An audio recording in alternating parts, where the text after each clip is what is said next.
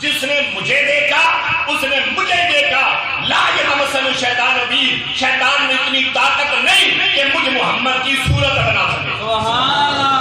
بعض علماء نے کہا کہ کیا شیطان نبیوں کی صورت بنا سکتا ہے؟ بعض نے کہا نہیں، نبی کی صورت میں نہیں آ سکتا، لیکن محققین علماء فرماتے ہیں شیطان مومن کی صورت میں آ سکتا ہے، کافر کی صورت میں آ سکتا ہے، غریب کی صورت میں آ سکتا ہے، نبی کی صورت میں آ سکتا ہے، رسول کی صورت میں آ سکتا ہے۔ پوری کائنات میں واحد میرے اور آپ کے آقا کی ذات ہے، شیطان میرے نبی کی صورت ہی نہیں بنا سکتا۔ یہ بخاری حدیث۔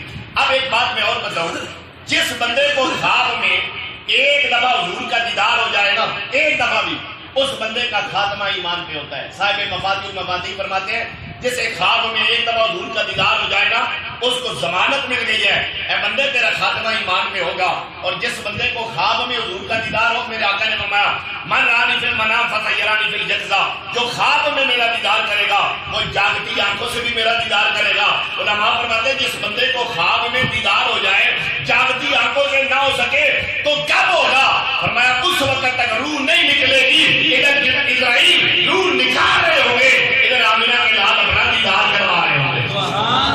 اب مجھے ایک بات بتاؤ، ایک بندے کی روح نکل رہی ہو، سامنے محبوب کا چہرہ ہو، تو وہ بندہ کہے گا ایسی موت پہ ہزاروں زندگیاں قربان ہو جائیں کہ ادھر حضور کا دیدار نصیب ہو رہا ہے۔ تو جس بندے کو ایک دفعہ دیدار ہو جائے وہ کتنا اعلیٰ ہے۔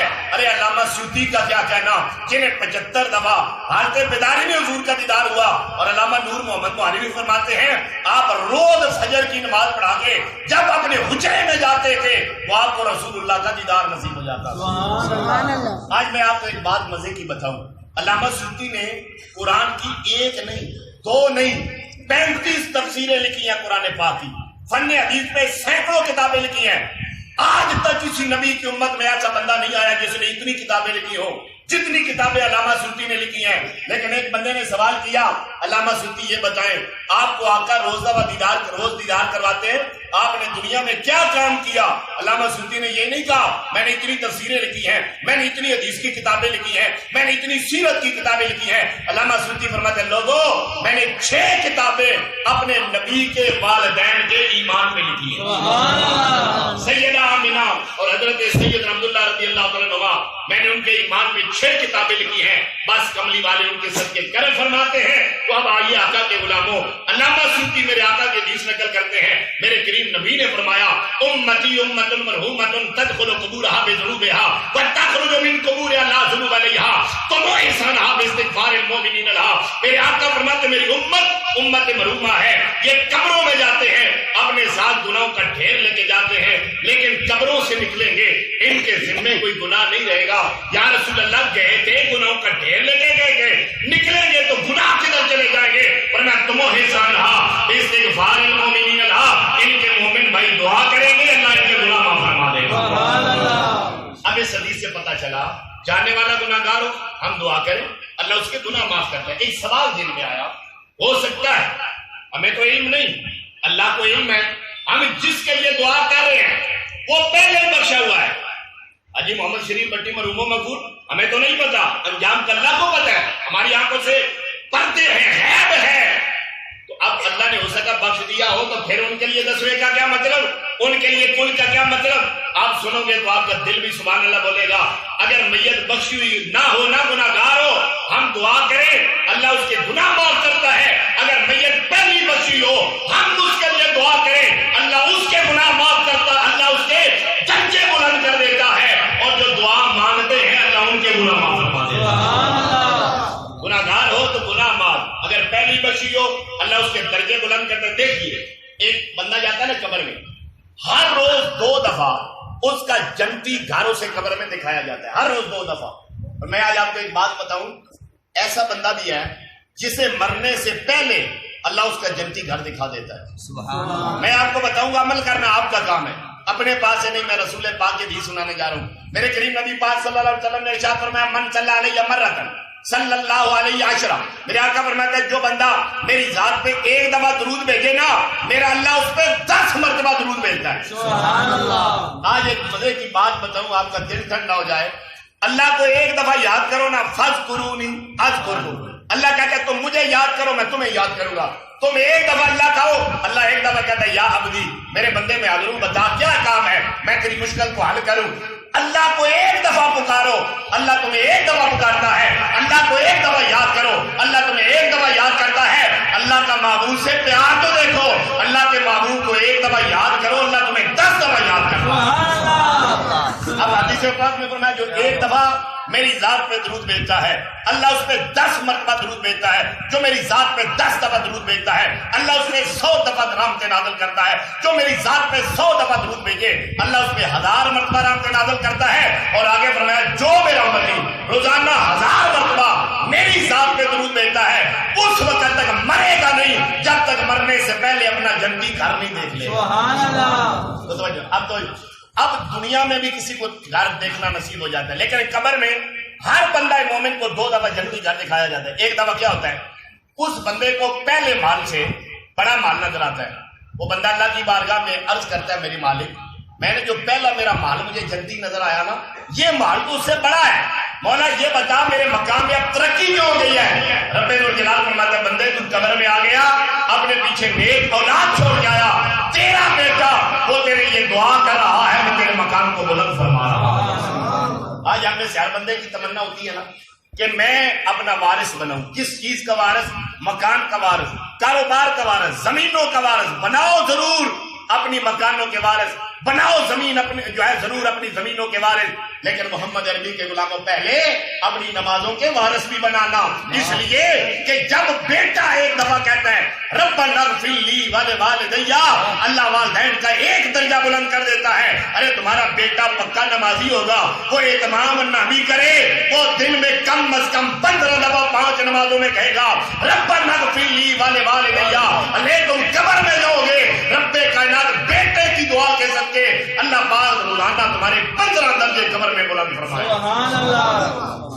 اس لیے اللہ یہ فائدہ ہوتا ہے میت کے لیے سال ثواب کا، اگر گناہگار ہو اللہ گناہ معاف کرتا ہے، اگر بخش ہوئی ہو اللہ اس کے درجے بلند کرتا ہے، اور اللہ دعا مانگنے والوں کے جو ہے ان کے گناہ کو معاف فرما دیتا ہے۔ ایک مسئلہ تو یہ ہو گیا۔ اب حضرات گرامی قدر کسی کے ذہن میں ایک سوال آیا ہوگا، وہ سوال یہ ہے، دعا تو ہم آخر میں کریں گے، ابھی یہ تلاوت قرآن ہوئی، رسول اللہ کی نعت پڑھی گئی، ابھی یہ درس قرآن ہو رہا ہے، تو اب اس کا فائدہ میت کو کیا ہوتا ہے؟ آپ کو ایک حدیث پاک سناؤں آپ کا دل ٹھنڈا ہو جائے، ذرا سنیے گا۔ حضرات گرامی قدر یہ بخاری کی روایت ہے، بندہ اس سے واقف ہے، راوی اس کے حضرت عبداللہ ابن عباس ہیں، جو پیدا ہوئے تو رسول اللہ نے اپنے لعاب دان کی گھٹی دی، دائیں کان میں اذان پڑھی، بائیں کان میں اقامت پڑھی، اور سینے سے لگا کے اللہ سے دعا مانگا کرتے تھے، اللہم علمہ بالقرآن، اے اللہ میرے اس چچا زاد بھائی کو قرآن کا علم عطا کرنا۔ عبداللہ بن عباس سے پوچھا رسول اللہ آپ کے لیے دعا کرتے، آپ بتائیں آپ کو کتنا علم ملا؟ آپ فرماتے لوگوں اتنا قرآن کا علم ملا ہے، اگر اونٹ کی رسی گم ہو جائے نا میں دنیا میں اعلان نہیں کرتا، میں قرآن کھولتا ہوں مجھے اونٹ کی رسی مل جائے۔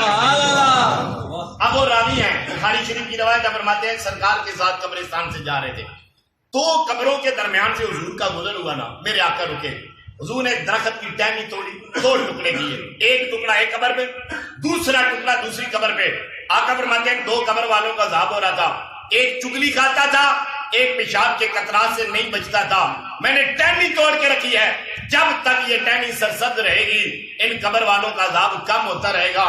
ارے آقا کے غلاموں درخت کی ٹہنی میں کیا رکھا ہے کہ قبر پہ گاڑ دو تو قبر والے کا عذاب کم ہوتا ہے، تو یاد رکھنا درخت جب تک سوکھتا نہیں ہے وہ اللہ کا بھی ذکر کرتا ہے، میرے نبی کی بھی نعت پڑھتا ہے۔ سبحان اللہ۔ صرف آپ ہی نہیں حضور کی تعریف کرتے، اور میں آپ کو بتاؤں اللہ قرآن میں فرماتا ہے وَإِن مِّن شَيْءٍ إِلَّا يُسَبِّحُ بِحَمْدِهِ، کائنات کی ہر شے اللہ کی تسبیح بیان کرتی ہے۔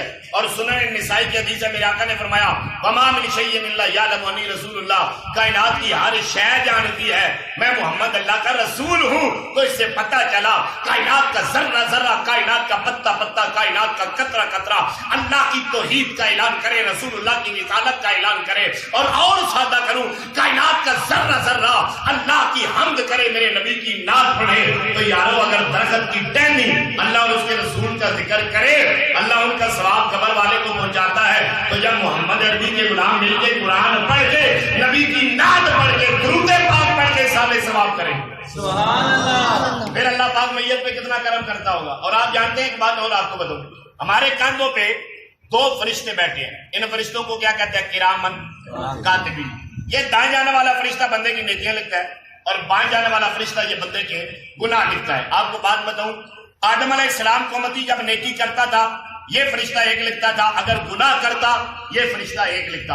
عیسیٰ علیہ السلام کو امتی یہ نیکی کرتا یہ ایک لکھتا، گناہ کرتا یہ ایک لکھتا.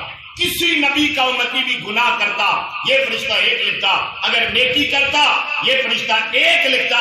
ارے رسول اللہ کے امتیوں کتنے کچھ نصیب ہو، محمد عربی کا غلام ایک گناہ کرے یہ فرشتہ ایک گناہ لکھتا ہے. اگر رسول اللہ کا امتی ایک نیکی کرے یہ ایک نہیں لکھتا، یہ 10 نیکیاں لکھتا. من جا بالحسنۃ فلہ عشر امثالھا، یہ قرآن کی آیت ہے. ایک نیکی کرو 10 نیکیاں یہ فرشتہ لکھتا ہے. میں آپ کو ایک بات بتاؤں، آج جب ہم بندہ مومن کو سلام کرتے ہیں ہم کیا کہتے ہیں؟ السلام علیکم. عربی میں ایک بندے کو خطاب کرنا ہو تو کا، 2 بندوں کو مخاطب ہونا ہو تو کما، 2 سے زیادہ بندوں کو ہونا تو کہتے ہیں کم. اب فرشتے، اب بندہ ایک ہے، میں کہتا ہوں قاری وقاص صاحب السلام علیکم، قاری صاحب اکیلے، لیکن میں کہتا ہوں السلام علیکم کم تو 3 کے لیے آتا ہے.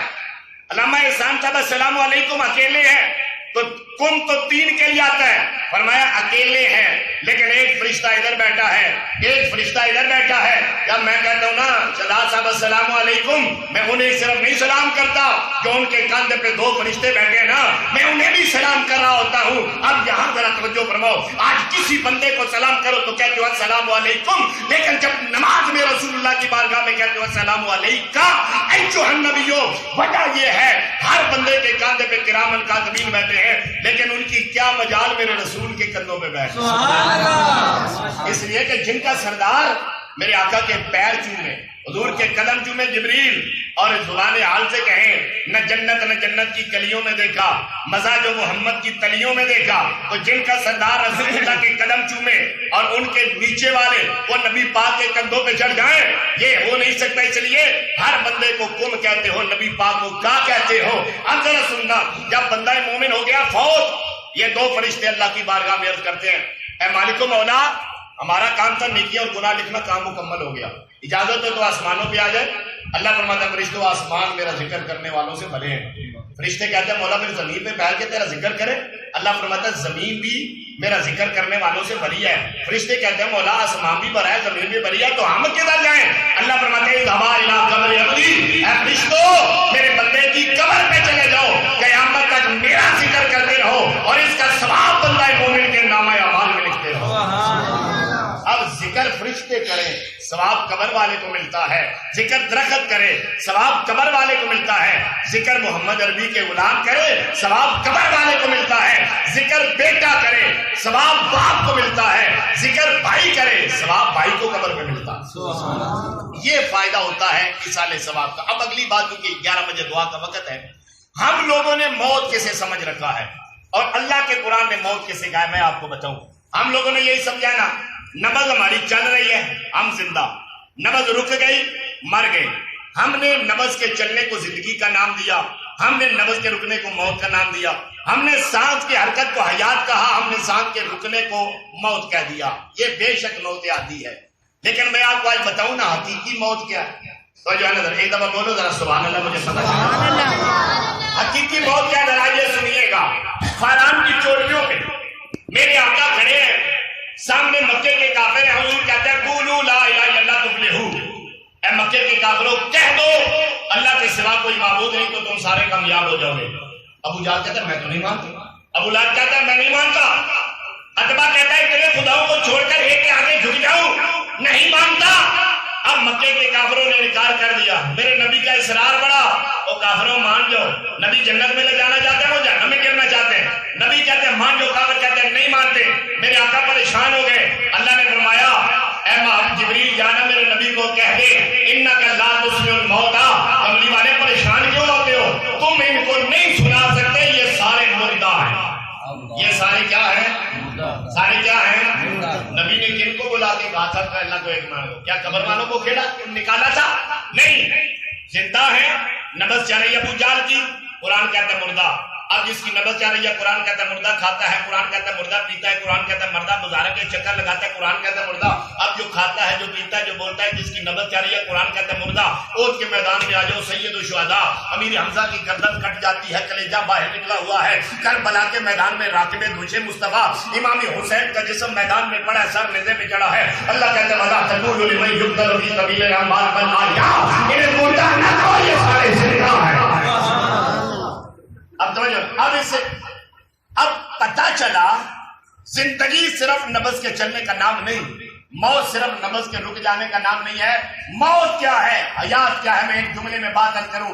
موت محمد عربی سے غداری کا نام ہے اور حیات میرے نبی سے وفاداری کا نام ہے۔ جو غدار رسول ہے وہ یہاں بھی مردہ، وہ قبر میں بھی مردہ۔ جو نبی